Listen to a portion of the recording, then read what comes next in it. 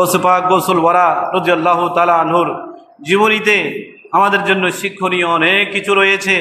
মুসলিম উম্মাহ বর্তমানে যে বিপদের মধ্যে আছে, এই বিপদ থেকে উদ্ধার হতে হলে গৌসে পাক রাদিয়াল্লাহু তাআলা আনহুর জীবনী থেকে শিক্ষা নেওয়া আমাদের জন্য বর্তমানে বড়ই প্রয়োজন, বড়ই প্রয়োজন। এবং সারা পৃথিবীর মুসলিম উম্মাহ যে বিপদের মধ্যে আছে, ফিলিস্তিনের মানুষেরা যে বিপদের মধ্যে আছে, হিন্দুস্তানের মানুষরা যে বিপদের মধ্যে আছে, এমনকি বাংলাদেশের মানুষ আমরাও যে বিপদের মধ্যে আছি, এই বিপদ থেকে উদ্ধার হতে হলে এই ধরনের এই শতাব্দীর মাথায় আল্লাহ যেসব মকবুল বান্দাদেরকে দুনিয়াতে প্রেরণ করেছেন, তাদের জীবনী, তাদের সিরত, তাদের আমল, তাদের ত্যাগ, তাদের কোরবানি থেকে শিক্ষা নিয়ে আমরা যেন সফল হতে পারি, আল্লাহ সেই তৌফিক দান করুক, আমিন।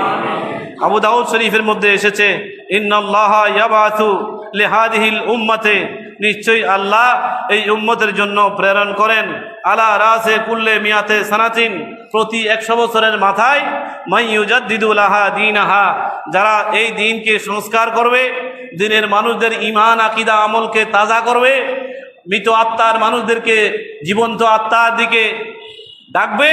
সেই ধরনের যুগে যুগে যত মানুষ এসেছে, যত আল্লাহর ওলি এসেছেন, মুজাদ্দিদ এসেছেন, মুহাদ্দিস এসেছেন, মুফাসসির এসেছেন, ওলি এসেছেন, সমস্ত ওলিদের প্রধান যিনি, তিনি হলেন ইমামুল আউলিয়া গৌসুল আজম আব্দুল কাদের জিলানী রাদিয়াল্লাহু তাআলা আনহু। বড় করে বলুন সুবহানাল্লাহ।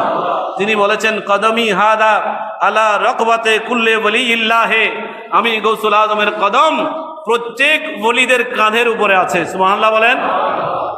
এই শরাফত, এই বুজুর্গি কেমনে হাসিল হলো?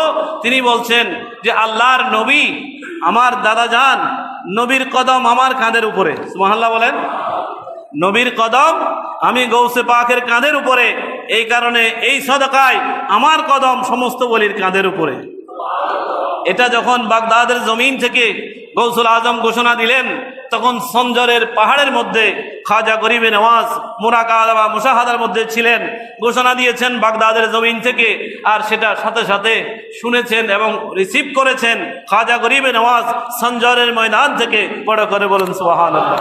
সাথে সাথে খাজা গরিবে নওয়াজ বললেন, লা, শুধু তা নয়, বাল কদমাকা, আপনার কদম আলা রাসি ওয়া আইনাইয়া, হে গৌসুল আজম আব্দুল কাদের জিলানী, আপনার কদমকে আমি আমার মাথায় নিয়ে নিলাম এবং চোখের উপরে নিয়ে নিলাম। তখন গৌসে পাক বললেন, যান, আপনি যেহেতু এই ইজ্জত দেখালেন এবং আমার এই ফরমানকে আপনি কবুল করলেন, হিন্দুস্তানের বাদশাহী, হিন্দুস্তানের স্থায়ী সালতানাত, হিন্দুস্তানের স্থায়ী বাদশাহী আমি আপনার মঈনুদ্দিনকে দান করলাম।